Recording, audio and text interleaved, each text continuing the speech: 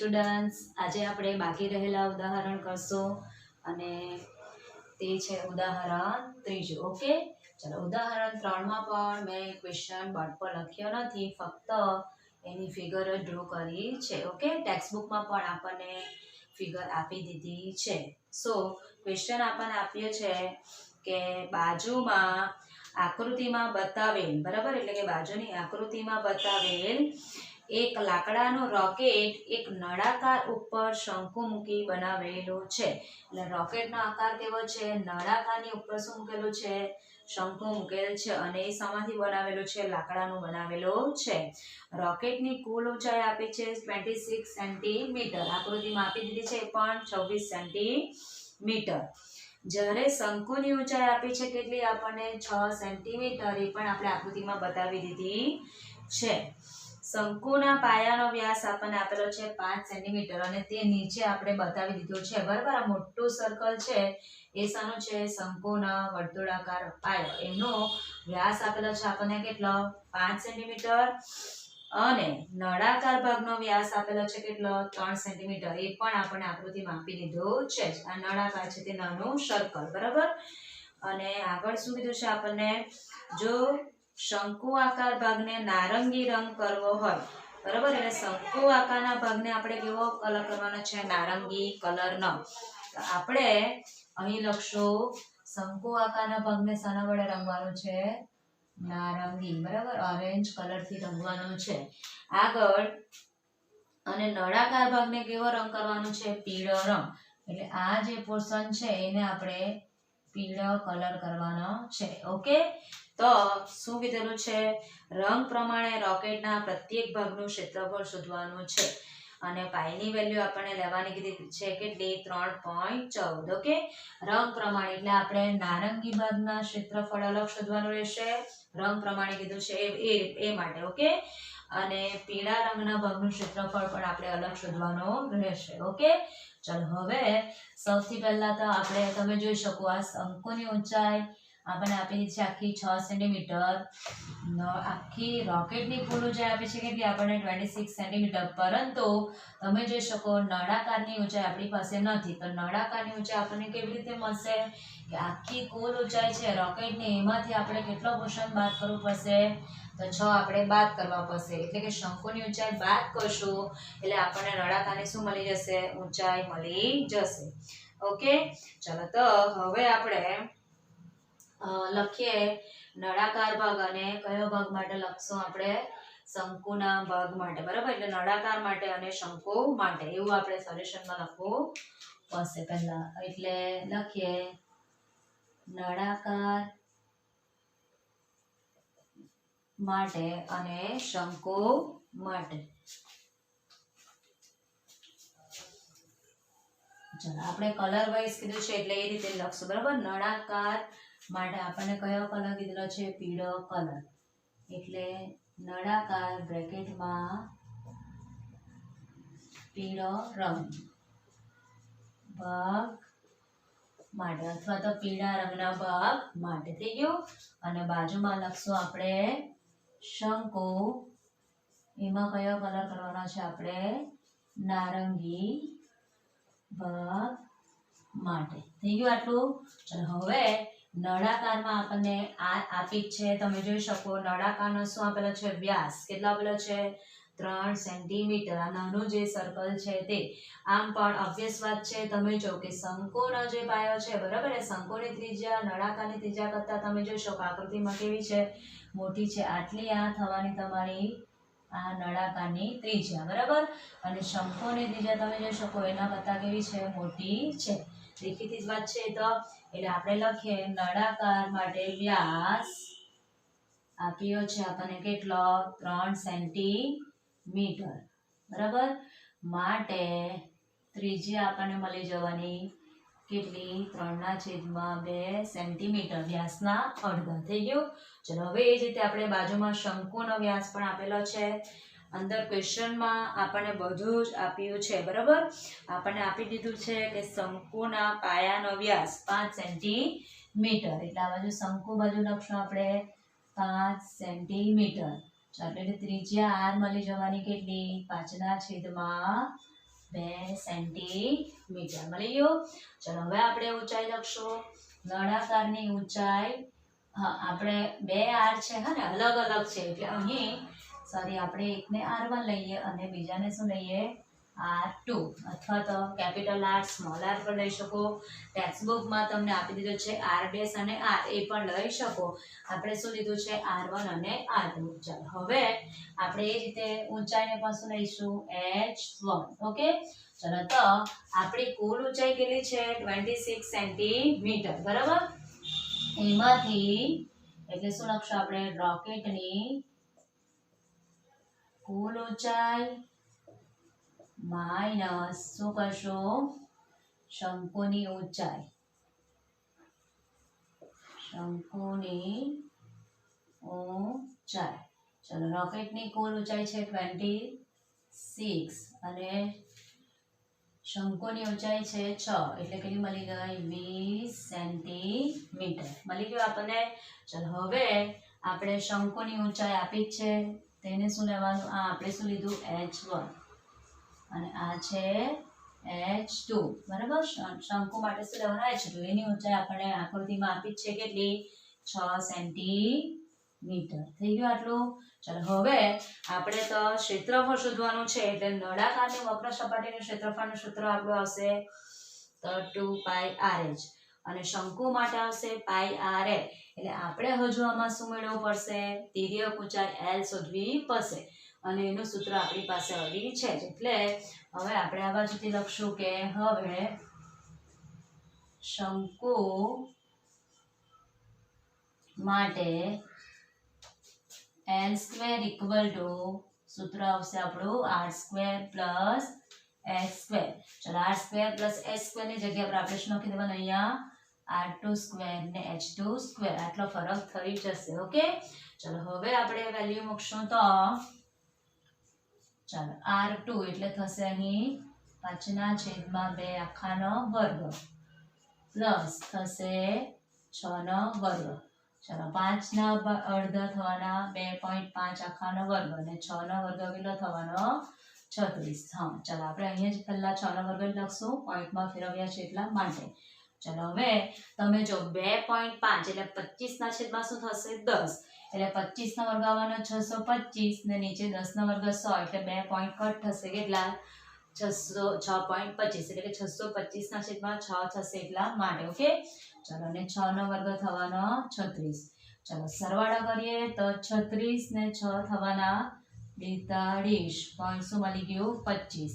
પણ આ તો શું છે આપણી પાસે મળ્યું આપણને L નો વર્ગ છે. આ તો શું મળ્યું આપણને L નો વર્ગ. આપણને તો શું જોઈએ L જોઈશે બરાબર.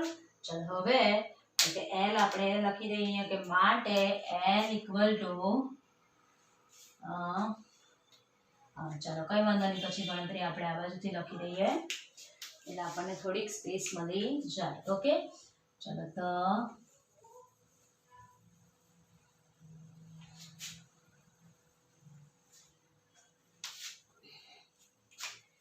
લખી દઈએ આપણે કે હવે શંકુ માટે L સ્ક્વેર ઇક્વલ ટુ શું લખ્યું તો આપણે R2 square plus H2 square બરાબર. ચલો R2 એટલે આપણે લખેલા હતા 5/2 આખાનો વર્ગ પ્લસ શું લખેલું હતું 6 નો વર્ગ બરાબર છે. ચલો 5 નો વર્ગ એટલે 5/2 એટલે શું લખેલું હતું આપણે 5 ના અડધા 2.5 આખાનો વર્ગ પ્લસ શું લખેલું હતું 6 નો વર્ગ બરાબર. ચલો આ આપણે લખેલું હતું 6.25 અને આ લખેલા છે કેટલા 6 નો વર્ગ 36. ઓકે ચલો અને સરવાળો થયો આપણો 36 ને 6 42 પોઈન્ટ શું મળ્યું 25. આ શું મળ્યું આપણને L નો વર્ગ. ચલો હવે આપણને તો શું જોઈએ પણ L જોઈએ એટલે બંને બાજુ શું લેવું પડશે વર્ગમૂળ માટે L ઇક્વલ ટુ એનું આ બાજુ લખી દઈશ બરાબર. તમારે પેલી બાજુ લખવાનું રહેશે. ચલો 42.25 એટલે આપણને બધાને જ ખબર છે બરાબર કે 6 સત્તામ શું થાય 42 એટલે આપણે 65 નો વર્ગ આપણે શોર્ટકટ તમને 9th માં બતાવી દે બરાબર કે 6 સત્તા 42 થાય એટલે આ તો 25 આવવાનું ને 6 પછીનો તરતનો ક્રમિક નંબર કયો છે 7 એટલે 6 સત્તા 42 25 થાય એટલે આ 42.25 એ કોનો વર્ગ થશે 6.5 નો વર્ગ. ચલો એટલે આપણને શંકુની શું મળી ગઈ તિર્યક ઊંચાઈ મળી ગઈ L = કેટલી 6.5 સેન્ટીમીટર. ઓકે ચલો એ આપણે મેળવી છે એટલે એને આપણે બોક્સમાં મૂકી દેવાનું. બાકી તો બધું આપણને આપ્યું છે. ઓકે ચલો હવે આપણે કલર વાઇઝ શું શોધવાનું છે ક્ષેત્રફળ. થઈ ગયું. ચલો લખીએ. હવે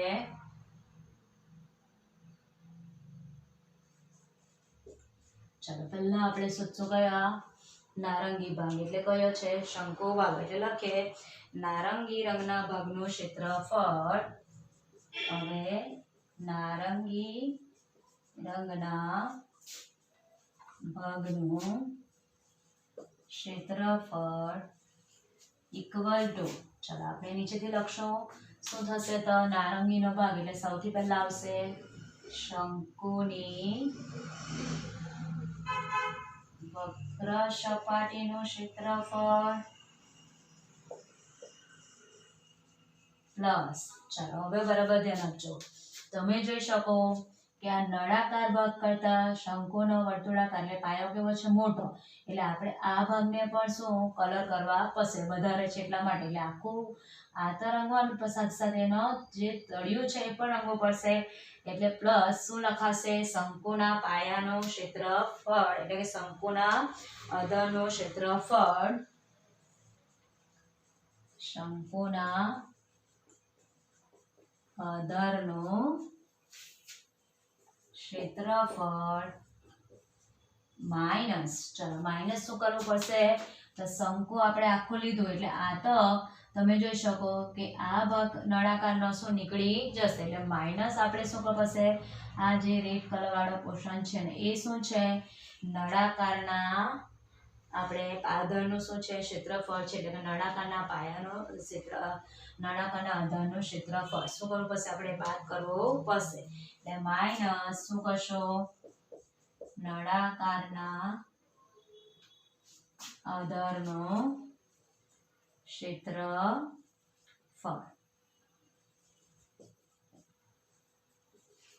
ચલો આ શું કામ કર્યું એ ફરીથી એકવાર જોઈએ કે આખો જે શંકુ છે બરાબર એ શંકુનો જે આધાર છે બરાબર નળાકારના આધાર કરતા કેવો છે મોટો એટલે આપણે આ નીચેનું જે એનું શંકુનો આધાર છે એને પણ કલર કરવાનો છે એટલે એને ક્ષેત્રફળને શું કર્યું આપણે શંકુની વક્ર સપાટીના ક્ષેત્રફળમાં ઉમેર્યું અને આટલું નળાકારના આધારનું ક્ષેત્રફળ શું કર્યું આપણે બાદ કરી દીધું. ચલો હવે આપણી પાસે બધા વેલ્યુઝ છે તે આપણે મૂકશું તો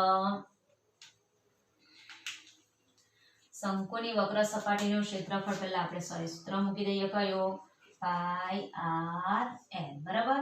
ચલો હવે શંકુ માટે પાછું ત્રિજ્યા કઈ લીધેલ છે એ આપણે ખાસ જોવી પડશે. ત્રિજ્યા કઈ છે આપણી પાસે R2 બરાબર છે. ચલો અહીં આપણે લાઈન પણ કરી દઈએ એટલે તમને જોવાનું કેવું પડે સહેલું પડે. ઓકે ચલો આપણે અહીં પણ એક લાઈન ડ્રો કરી દઈએ મસ્ત એમ. ચાલો હવે તો પાઈ આર એ પણ આર કેવી લેવાની R2 થઈ ગયું. ચલો શંકુના આધારનું ક્ષેત્રફળ એટલે એનો કેવું છે આધાર વર્તુળાકાર એટલે વર્તુળનું ક્ષેત્રફળ આવશે પાઈ આર સ્ક્વેર. ત્રિજ્યા શું લઈ લેવાની R2 થઈ ગયું પાઈ R2 સ્ક્વેર. અહીં પ્લસ આવશે અને નળાકાર માટે શું છે ત્રિજ્યા આપણી R1 છે શું છે R1 એટલે અહીં શું આવશે માઇનસ પાઈ R1 સ્ક્વેર.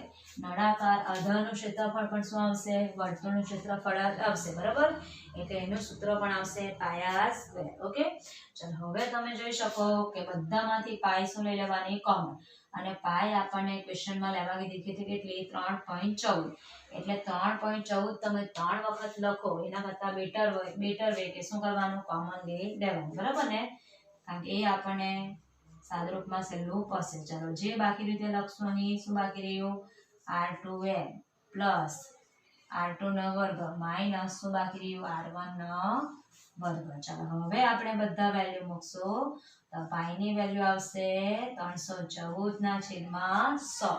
ચલો R2 કેટલી છે આપણી 5/2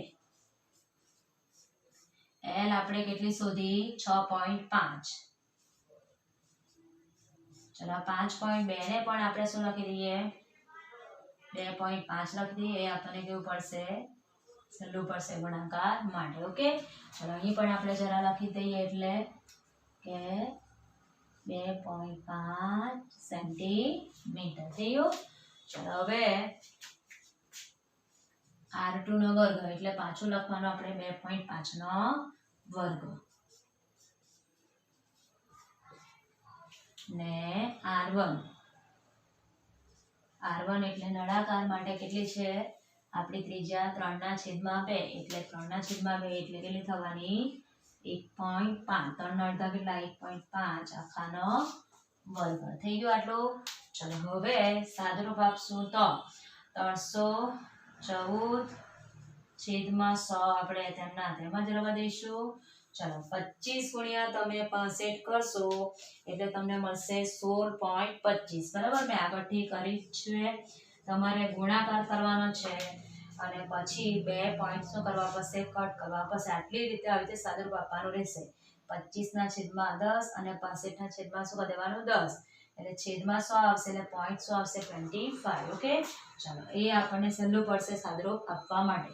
2.5 નો વર્ગ આપણે અહીં કર્યો છે કેટલો 25 નો વર્ગ 6.25 થઈ ગયો એટલે 2.5 નો વર્ગ એટલે 6.6 જવાનું 25 અને અહીં પણ 15 નો વર્ગ જ આવવાનો એટલે 15 નો વર્ગ 225 ને કેટલા પોઈન્ટ કટ કરી લેવાના 2 પોઈન્ટ કટ કરી લેવાના. ઓકે ચાલો આગળ હજુ સાદુરૂપ આપશું આપણે તો 314/100 ચાલો ગુણ્યા આપણે શું કરશું આ નો બેનો સરવાળો બરાબર એટલે આ બેનો સરવાળો થશે તમારો 16.25 પ્લસ શું આવશે 6.25 કરશો એટલે અથવા તો બાદબાકી કરશું તો આ બાદબાકી આપણને સહેલી પડશે એના કરતા એ કરી બરાબર તો થશે હજુ આપણે એક સ્ટેપ લખશું 16.25. ચાલો આ 6.25 માંથી 2.25 હશે કારણ 25 તો પોઈન્ટ સીધા 0 જ આવી જશે ને અને 6 માંથી 2 જશે એટલે કેટલા 4 પ્લસ 4 આ આપણને સહેલું પડશે બરાબર. ચાલો એટલે લખતા જઈએ 314/100 ગુણ્યા ચાલો 16.25 ને આ થવાના 4 એટલે સરવાળો કેટલો થશે 20.25 કેટલો 20.25. ચાલો એ 20.25 ને આપણે શું લખી દઈએ છેદમાં શું લખી દેવાના 100 લખી દેવાના બરાબર. ચાલો હવે તમારે 314 ગુણ્યા કેટલા કરવાના રહેશે 20.25 એટલે તમને મોટો શું મળી જશે ગુણાકાર મળશે 63 એટલે કે હું અહીં લખીશ બરાબર 63 આ રીતે મળશે. છેદમાં કેટલા થવાના 10,000 છેદમાં કેટલા થશે 10,000. ચાલો એટલે મળી જવાના 635850 એ તમારો ગુણાકાર મળવાનો જ છે અને છેદમાં 100 ગુણ્યા 100 એટલે કેટલા લખી દેવાના 10,000. તો હજુ આપણે શું એક 0 કટ કરી શકીએ એટલે આન્સર આપણને મળી જશે. આન્સર આ બાજુ લખીશ. ઓકે તો ખાલી પોઈન્ટ જ કટ કરવાનો રહેશે તો આન્સર મળશે આપણને છેદમાં 1000 છે એટલે મળી જવાનો 63.585 સેન્ટીમીટરનો વર્ગ. ક્ષેત્રફળ એટલે એકમ શું લખી દેવાનો સેન્ટીમીટરનો વર્ગ બરાબર છે. ચાલો હવે તમે જોઈ શકો કે આ ગણતરી કેવી છે થોડી લેન્ધી છે પણ આપણને આ ગુણાકાર 65/25 એવા ગુણાકાર કરવાનો શું પડે આપણને સહેલું પડે. ઓકે ચલો 65 ગુણ્યા આપણે 25 કરવું હોય તો તમે આ રીતે પણ કરી શકો 65 ગુણ્યા પહેલા 2 કરી દેવાના બરાબર એટલે 65 શું થાય 130 પછી 0 આપણે આગળ લગાવી દેવાનું પછી 65 ગુણ્યા પાછા કેટલા કરવાના આપણે 5 એ રીતે પણ તમે કરી શકો છો અથવા તો ડાયરેક્ટ પણ કરશો તો પણ આપણે આ મળવાનો છે. તમે જો અહીં કશે આપણે ભાગાકાર કરવાની જરૂર પડી નથી ફક્ત શું કર્યું ગુણાકાર કર્યા અને પોઈન્ટ વાળા છે એટલું ફરક છે પછી પોઈન્ટ વાળાનો બાદબાકીને સરવાળા કરવાનો ને પછી છેલ્લે પણ પાછો શું આવ્યું મોટો ગુણાકાર જ આવ્યો. ગુણાકાર કરવાના પણ કેવું પડે આપણને સહેલું પડે ભાગાકાર કરતા હા ને. ચલો એટલે છેલ્લો તમારો આન્સર મેં આ બાજુ લખ્યો છે જગ્યા નથી એટલા માટે. ઓકે, ચલો તો આ આપણે નારંગીના રંગના ભાગનું ક્ષેત્રફળ શોધ્યું. હવે આપણે પીળા રંગના ભાગનું શું શોધશું? ક્ષેત્રફળ મેળવશું. ઓકે,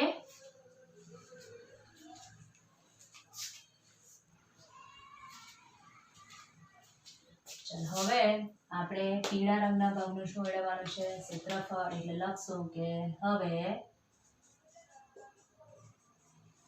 પીળા રંગના ભાગનું ક્ષેત્રફળ ચાલો ઇક્વલ ટુ અહીંથી લખશું આપણે. ચલો શું આવશે? એમાં પીળો રંગ છે એટલે નળાકાર માટે છે ને, એટલે નળાકારની વક્ર સપાટીનું ક્ષેત્રફળ. નળાકારની વક્ર સપાટીનું ક્ષેત્રફળ પ્લસ આવશે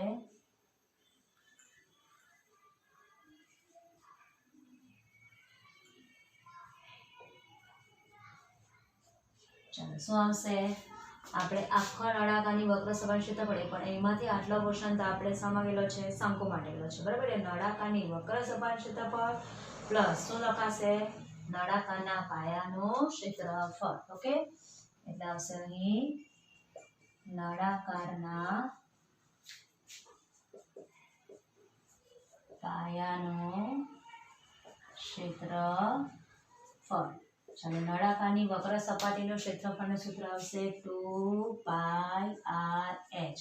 ચલો નળાકાર માટે આપણે શું જોયું છે? r1 અને h1. એટલે અહીં આપણે શું લખી દેવાનું? r1 h1. ચાલો પ્લસ નળાકારનો પાયો કેવો છે? એ પણ વર્તુળાકાર જ છે એટલે અહીં વર્તુળનું ક્ષેત્રફળ આપણે મૂકવું પડશે પાયા સ્ક્વેર. બરાબર, ચાલો એટલે પાયા સ્ક્વેર છે, પરંતુ શું કરવું પડશે આપણે? અહીં ત્રિજ્યા આપણે નળાકાર માટે કઈ લીધી છે?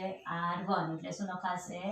πr1 square. ઓકે, ચલો હવે આપણે સૂત્રમાંથી પછીની જેમ જ કોમન લઈ લેશું. શું? પાય. અને આમાં તમે જો કે r1 શું નીકળી જશે? કોમન નીકળશે. એટલે કોમન શું લઈ લીધું આપણે? πr1. ચલો બ્રેકેટમાં જે બાકી રહ્યું તે લખશું આપણે. તો શું બાકી રહ્યા? 3. r1 પણ આપણે શું લીધી છે? કોમન લીધી છે. ઓકે, ચલો એટલે અહીં 2 બાકી રહેશે અને શું બાકી રહ્યું? h1 પ્લસ શું બાકી રહ્યા? અહીં એક r1 બાકી રહેશે. વર્ગ છે એટલા માટે એક શું બાકી રહેશે? r1 બાકી રહેશે. ચલો પાઈની વેલ્યુ લખીએ આપણે 314/100. નળાકારની ત્રિજ્યા r1 છે આપણી પાસે 1.5. બરાબર, અને ચલો 1.5 એટલે આપણે 15/, શું લખી દેવાનું? 10. 2 બ્રેકેટમાં h1 કેટલી છે? 20.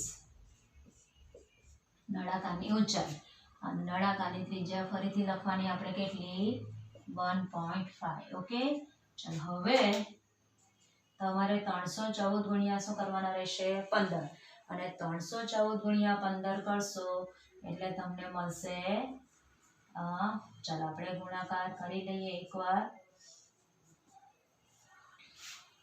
4 × 4, 1 × 1, 3 × 3, 4 × 5 = 20, 100, 2, 5 × 5 ને 2, 7 ને 3 × 5 = 15. ઓકે, ચાલો એટલે 0, 4 ને 7 = 11, 1 વધી 1, 7 ને 2 7. કેટલા મળવાના? 400. એટલે કે 4710 ભાગ્યા કેટલા થશે? 100. ઓકે, ચલો 4710 ભાગ્યા 1000. બરાબર, અને અહીં બ્રેકેટમાં થશે 20 દૂર 40 પ્લસ શું થવાના?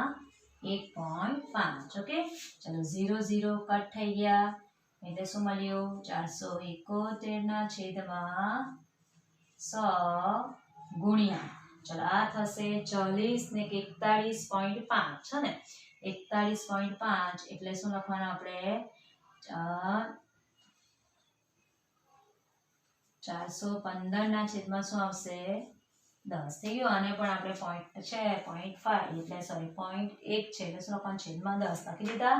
ચલો હવે આપણે ગુણાકાર કરવાના રહેશે 471 ગુણ્યા તમારે કેટલા કરવાના રહેશે 415 કરવાના રહેશે. ઓકે, તો 471 ગુણ્યા તમે 415 કરશો એટલે તમને મળશે 195465. ઓકે, ચાલો એ ગુણાકાર તમારે રફમાં જાતે કરી લેવાનો રહેશે. 195465 ને છેદમાં કેટલા આવવાના 1000. બરાબર, આ 100 ને આ 10 એટલે છેદમાં શું લખશું આપણે 1000.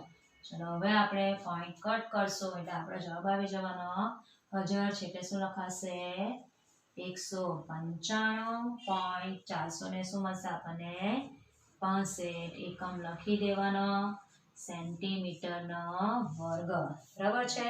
ચલો 195.465 સેન્ટીમીટરનો વર્ગ એ આપણે કયા ભાગનું ક્ષેત્રફળ મેળવ્યું પીળા રંગના ભાગનું ક્ષેત્રફળ અને નારંગી રંગના ભાગનું ક્ષેત્રફળ શું મળ્યું 63.525.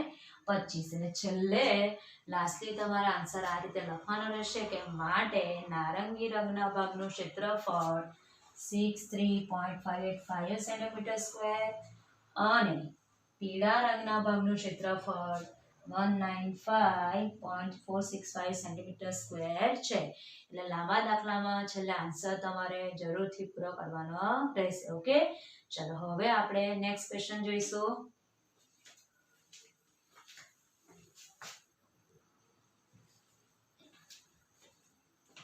ચલો ઉદાહરણ 2 જોઈએ અને ઉદાહરણ 2 જેવો દાખલો આપણને એક્સરસાઇઝ 13.1 માં આવી ગયો છે. બરાબર, એમાં આપણને સમઘન અને અર્ધ ગોલક ઉપર લગાવેલ છે અને એક અર્ધ ગોલક અંદરથી કટ કરવામાં આવ્યો. 2 દાખલા છે, ચોથો અને કયો દાખલો 5મો દાખલો. ઓકે, અને આ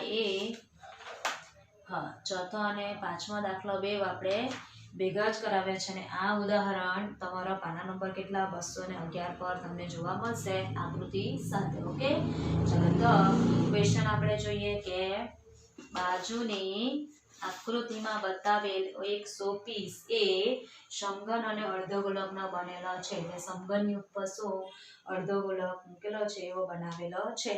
આ શોપીસનો પાયો કેવો છે સમઘન છે. આ પાયો કેવો છે સમઘન છે અને તેની પ્રત્યેક ધાર એટલે કે પ્રત્યેક બાજુનું માપ આપેલું છે કેટલું 5 સેન્ટીમીટર અને 4.2 સેન્ટીમીટર વ્યાસ વાળો અર્ધગોલક તેની ઉપર બેસાડેલો છે.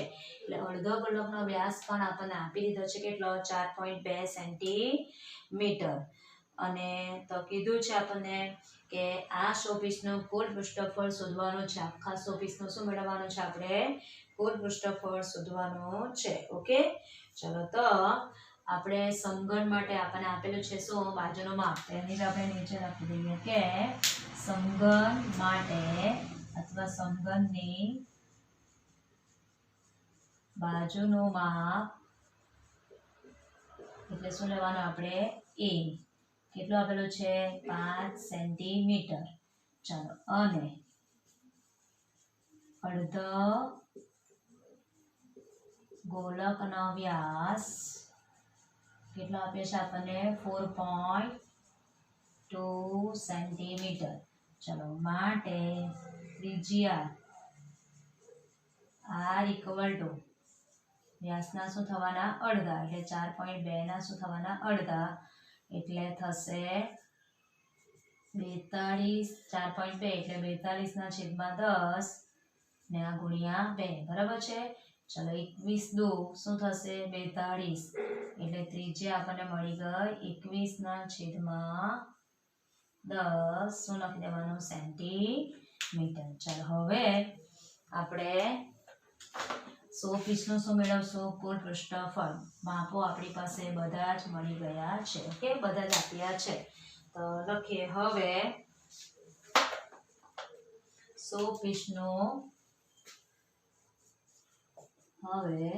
શોપીસ એટલે શાનો બનાવેલો છે આપણો સમઘન પ્લસ શું થવાનું અર્ધ ગોલક. ઓકે, એટલે લખીએ માટે શોપીસનું કુલ પૃષ્ઠફળ ઇક્વલ ટુ ચાલો શું આવશે તો સમઘનનું કુલ પૃષ્ઠફળ સમઘનનું કુલ પૃષ્ઠફળ પ્લસ અર્ધગોલકની વક્ર સપાટીનું ક્ષેત્રફળ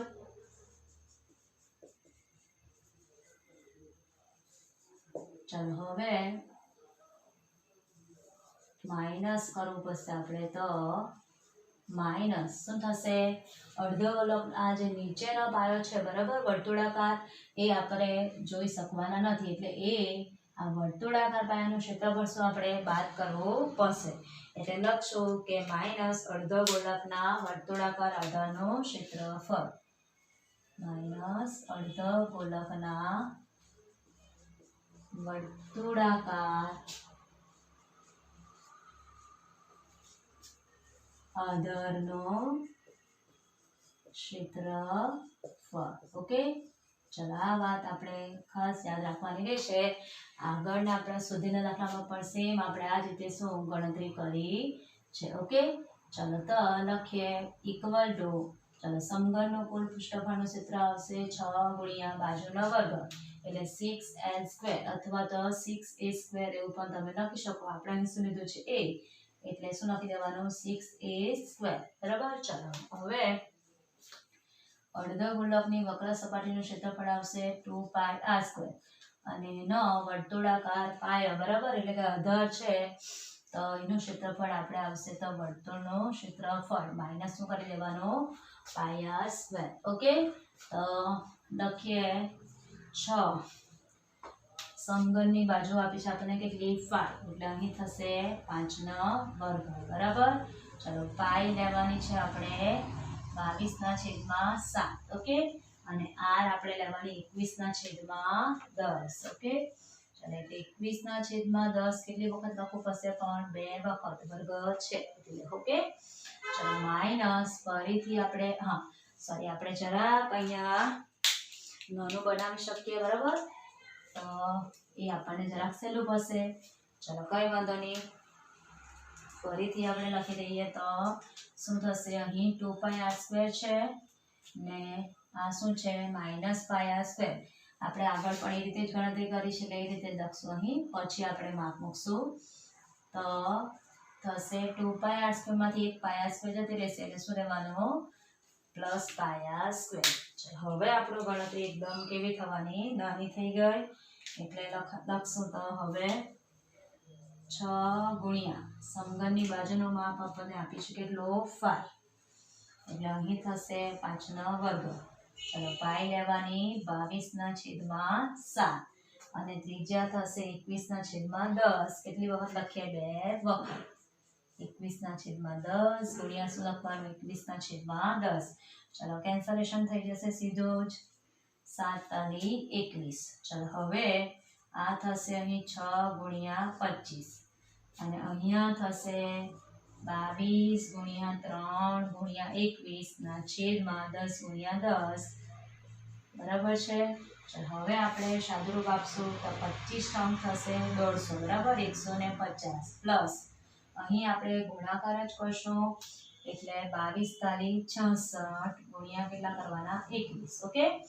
તો 6 દુ 12 2 વધી 6 દુ 12 13 6 1 6 6 ને 2 8 કેટલા થયા 13 છેદમાં 100 થશે એટલે અહીં લખાશે 13 પોઈન્ટ શું લખાશે 86 ઓકે 13.86 હવે સરવાળો જ ફક્ત આપણે કરવાનો રહેશે તો સરવાળો થશે આપણો 150 પ્લસ શું કરવાનું આપણે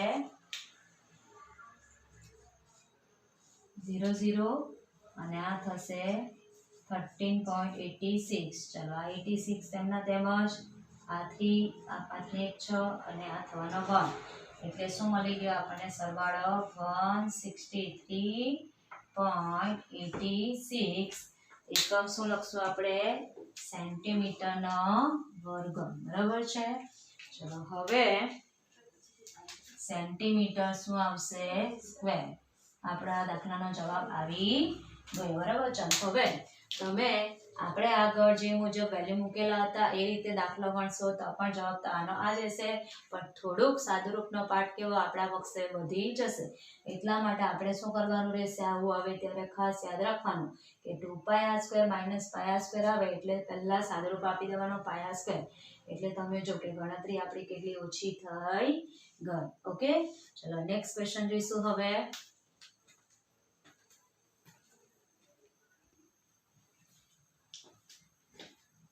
ચલો ઉદાહરણ 1 જોઈશું. ઉદાહરણ 1 માં આકૃતિ આપણને સેમ આવી રીતે આપી છે કે શંકુની ઉપર અડધો ગોળક લગાવેલ એવું એક શું આપેલું છે, રમકડું આપેલ છે. એટલે કે શું, આ ભમરડાનો આકાર કહેવાય. કેવો? ભમરડાનો આકાર. તો એ રમકડાની કુલ ઊંચાઈ આપણને આપી છે 17 સેન્ટીમીટર અને અડધો ગોળકની આપણને ત્રિજ્યા આપી છે કેટલી? 5 સેન્ટીમીટર. હવે અડધો ગોળક એ શંકુ પર લગાવેલા છે માટે શંકુની ત્રિજ્યા પણ કેટલી થશે? 5 સેન્ટીમીટર અને અડધો ગોળકની ત્રિજ્યા પણ કેટલી થશે? 5 સેન્ટીમીટર. સો હવે બીજી એક વાત કરવાની છે કે આપણી ટેક્સ્ટબુકમાં જે માપ આપ્યા છે બરાબર, તેના આપણે એ માપ મેં એ લીધા નથી, બીજા લીધા છે, પણ ક્વેશ્ચન સિમિલર તેના તે છે. એમાં જે માપો આપ્યા છે એમાં આપણે વર્ગમૂળ એ આપણે સહેલાઈથી મેળવી શકતા નથી. એટલા માટે મેં આ માપ બદલીને તમને આ ઉદાહરણ કરાવું છું, પણ આપણે રીત તેની તે જ રહેશે. ઓકે. ચાલો તો હવે આપણે લખીએ કે આકૃતિમાં અથવા તો અહીં અડધો ગોળક તેમજ શંકુની ત્રિજ્યા r equal to કેટલી આપી છે આપણને? 5 સેન્ટીમીટર છે. થઈ ગયું. ચલો હવે આપણે શું મેળવવાનું છે, તો શંકુની આપણને ત્રિજ્યા મળી ગઈ, પણ ઊંચાઈ આપણે શું મેળવવાની છે? h મેળવવાની છે. તો જરા અહીં આપણે નામ લખી દઈશું A, P, C અને D. તો શંકુની ઊંચાઈ કઈ થશે? BD થશે. કઈ? PT. આ થવાની ઊંચાઈ h. એટલે આપણે કુલ ઊંચાઈ છે એમાંથી અડધો ગોળકની ત્રિજ્યા એ બી શું કરવું પડશે? બાદ કરવી પડશે.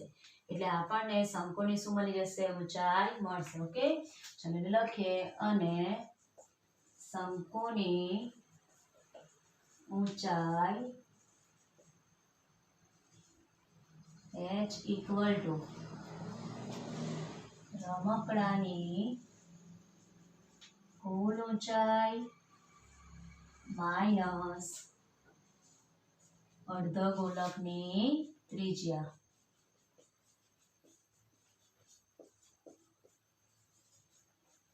થઈ ગયું. ચાલો તો રમકડાની કુલ ઊંચાઈ છે આપણી પાસે 17 માઇનસ અડધો ગોળકની ત્રિજ્યા એ બી છે કેટલી? 5 સેન્ટીમીટર. એટલે ઊંચાઈ મળી ગઈ આપણને કેટલી? 12 સેન્ટીમીટર. ચલો હવે શંકુની વક્ર સપાટી માટે આપણને l ની જરૂર પડશે. એટલે હવે શોધશું આપણે l, ત્રાસી ઊંચાઈ. એટલે l નો વર્ગ બરાબર થશે r નો વર્ગ પ્લસ s નો વર્ગ બરાબર, r² પ્લસ s². ચાલો ત્રિજ્યા છે આપણી પાસે કેટલી? 5 નો વર્ગ. ઊંચાઈ h આપી છે કેટલી આપણને? 12 નો વર્ગ. થઈ ગયું. ચાલો 5 નો વર્ગ 25, 12 નો વર્ગ 144. એટલે સરવાળો થશે આપણો 169. થઈ ગયું. અને 169 એ કોનો વર્ગ થશે? 13 નો. એટલે બંને બાજુ વર્ગમૂળ લેતા આપણને શંકુની ત્રાસી ઊંચાઈ n મળી જવાની કેટલી? 13 સેન્ટીમીટર મળી ગઈ. ચાલો એને આપણે બોક્સમાં મૂકશું આ રીતે. ચાલો હવે આપણી પાસે બધું જ આવી ગયું. શંકુની ત્રિજ્યા, પછી શંકુની ઊંચાઈ અને શંકુની ત્રાસી ઊંચાઈ l પણ મળી ગઈ.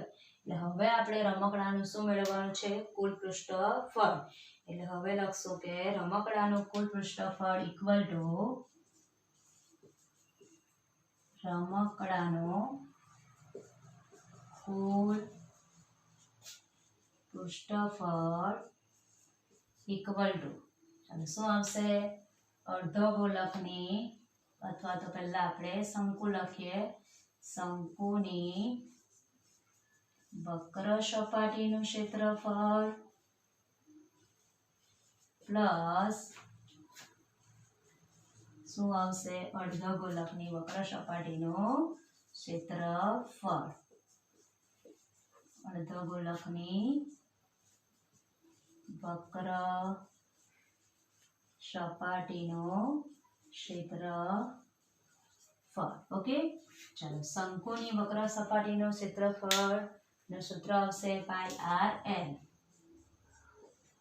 અને અર્ધ ગોલકની વક્ર સપાટીનું ક્ષેત્રફળનું સૂત્ર આવશે 2πr². ઓકે, ચાલો પાય આપણને કોઈ મેન્શન નથી કર્યું એટલે કેટલી લઈશું આપણે 22/7. પહેલા આપણે કોમન પણ લઈ લઈશું, પાય ને આ શું લેશું કોમન, એટલે અહીં શું રહેશે બાકી l, અહીં રહેશે 2 * 1 r બાકી રહેશે. ચલો 22/7, ત્રિજ્યા છે આપણી પાસે કેટલી 5. ચલો ત્રાસી ઊંચાઈ આપણને કેટલી આપી છે 13, બરાબર, 2 × ત્રિજ્યા ફરીથી આવશે કેટલી 5. થઈ ગયું આટલું.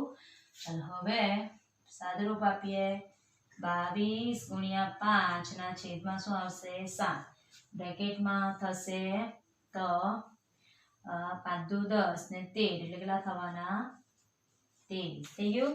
ચલો એટલે હવે આપણે ગુણાકાર કરશું તો 22 × 5 × 23 ભાગ્યા કેટલા કરવાના રહેશે આપણે 7. ઓકે, ચાલો તો ગુણાકાર કરશો 23, બરાબર, તો 0 2 × 2 2 × 2 3 × 3 3 × 3 3 3 2 5 કેટલા મળ્યા 253, એટલે કે 25 ને પાછું એક આપણે 0 મૂકવાનું રહેશે. હા ને, એવા જે 110 નું 0 છે તે ભાગ્યા કેટલા કરવાના 7. ઓકે, એટલે 2530 ભાગ્યા આપણે કેટલા કરવાના રહેશે 7 કરવાના રહેશે, એટલે આપણને આપણો જવાબ મળી જશે. ઓકે, તો ભાગાકાર કરીએ હવે આપણે, 2530 ભાગ્યા કેટલા કરવાના 7, 7 તાલી 21, 5 માંથી 1 જાય તો 4, કેટલા રહ્યા 43, 7 6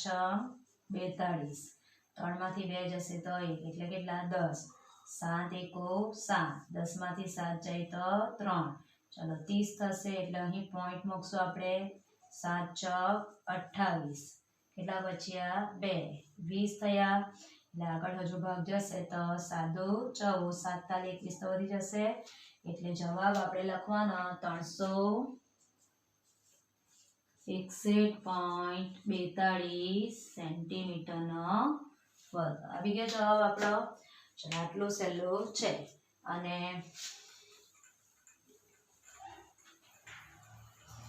આપણી જે ટેક્સ્ટબુકમાં આપણે આન્સર આપેલો છે તે પાયથાગોરસની આપણી ત્રિપુટી નથી, એટલે આપણે સહેલાઈથી શું વર્ગમૂળ કાઢી શકીએ નહીં.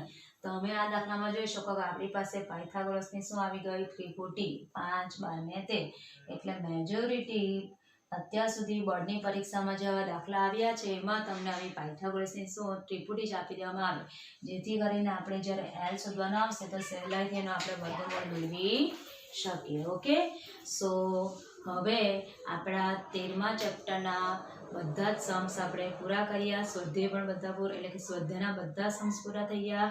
ઉદાહરણ આપણે જેટલા લેવાના છે સિલેબસમાં એ બધા જ આપણા શું થઈ ગયા પૂરા થઈ ગયા.